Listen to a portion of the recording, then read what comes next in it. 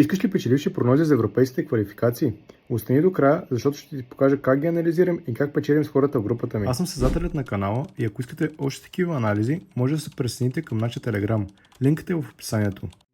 В днешния клип ще анализираме 3 срещи от предстоящите европейски квалификации за световното тази година. Но преди това, нека бързо да минем през прогнозите от предишното видео. Първата среща беше между отборите на Люцерн и Лозана. Търсихме над 2,5 гола и гол, но за съжаление матчът завърши 4-0 и прогнозата е губеща. Втората среща е Аусбург срещу Штутгарт. Там прогнозата беше над 2,5 гола и тя излезе, след като Штутгарт изпечели с 5-2.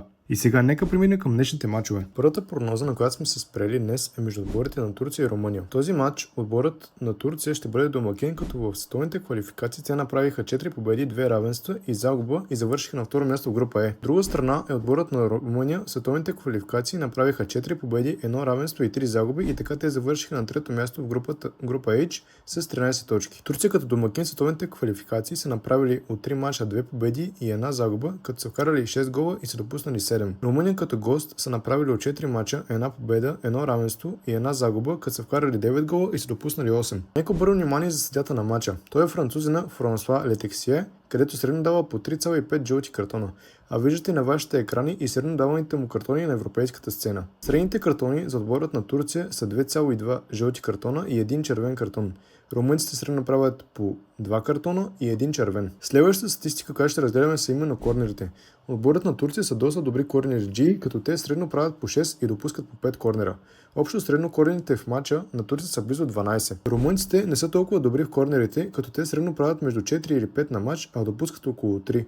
Общо в мачовете на Румъния корнерите са почти 9. Анализа продължава с статистика на най-добрите 11 от двата отбора. При домакините голмайстори в квалификациите са Кенан Йилдыз от Ювентус с 3 попадения, защитникът Емерик Демирал с 2 попадения и нападателят от Фенербахче Керем Актюргу с 2 попадения. Топ асистите за отборът на Турция са Хахан Чаханоглу с 4 асистенции и Арда Гюлер с 3 асистенции и така нататък. Играчи като Керем Актюргу, Кенан Йилдыз и Арда Гюлер правят по 2 удара на матч, независимо дали са точни или неточни. Статистиката за точните удари във вратата на съперника за следните: Кенан Йилдыз и Керем правят средно по 1 точен удар на матч, а топ 3 го допълва Хакан Чаханоглу с 0,8 точни удара на матч. Нека обърнем внимание какво се случва в отбора на Румъния.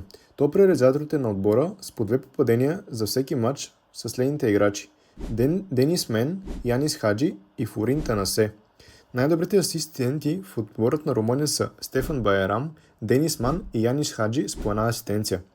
Играчи като Денис Драгуш, Денис Ман и Никола Станчо правят средно по 2 удара в матча, а с по 1 точен в матч са отново същите футболисти. Продължаваме следващата прогноза, а тя е между отборите на Италия и Северна Ирландия. Отборът на Италия в световните квалификации направиха 6 победи и 2 загуби, като завършиха на второ място в група И с 18 точки, голова разлика 21-12. Като домакини Италия изиграха 4 срещи, като направиха 3 победи и 1 загуба и голата им разлика беше 11 гола вкарани и 4 допуснати. Техният опонент е отборът на Северна Ирландия, които направиха 3 победи и 3 загуби и така завършиха на трето място в група А с 9 точки и голова разлика 7-6. Като гости Северна Ирландия изиграха 3 мача, като успяха да победят само веднъж и допуснаха 2 поражения.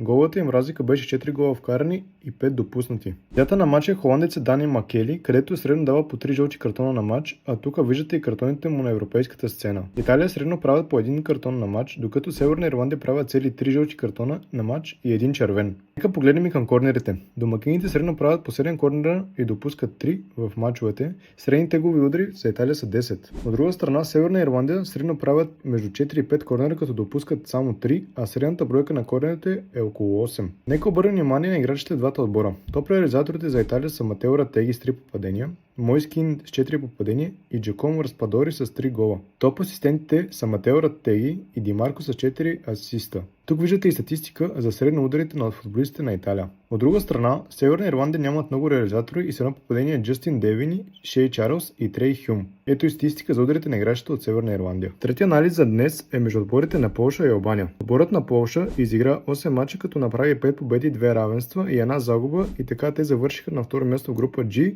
с 17 точки и голова разлика 14-7. Като домакини Полша се представиха доста силно, като направиха 3 победи и 1 равенство и записаха голова разлика от 7 вкарани гола и само 2 допуснати. Техният опонент Албания от 8 изиграни срещи направиха 4 победи, 2 равенства и 2 загуби и така завършиха на второ място в група К с 14 точки и голова разлика 8-5. Като гости Албания записаха 2 победи, 1 равенство и 1 загуба и голова разлика от 3 гола вкарани и също толкова допуснати. Съдията на матча е добре познатия англичанин Антони Тейлър, където средно дава между 3 или 4 жълти картона на матч, а тук виждате и картоните му на европейската сцена. Отборът на Полша средно правят по 1 картон на матч, докато Албания правят също по 1 жълт картон на матч. Полша средно правят по 6 корнера на матч и допускат около 4, а средният общ брой корнери са около 10. Гостите от Албания правят средно по 4 ъглови удара на матч и допускат също толкова, а общия брой ъглови удари на матч е 7. Нека обърнем внимание на играчите в двата отбора. Топ реализатора за Полша са Робърт Левандовски с 4 гола, Якуб Камински с 2 гола и защитника Мати Кеш с 2 гола също. Топ асистентите са Пьотър Желенски, Якуб Камински и Робърт Левандовски с по 2 подавания преди гола. Тук виждате и статистика за средно ударите на футболистите на Полша. За отборът на Албания голмайстор са Рен Манай с 3 гола, Кристиан Аслани с 2 гола и Мурто Озуни с 1 попадение. Тук виждате и футболистите с най-много асистенции, както и статистика на играчите с ударите в матча,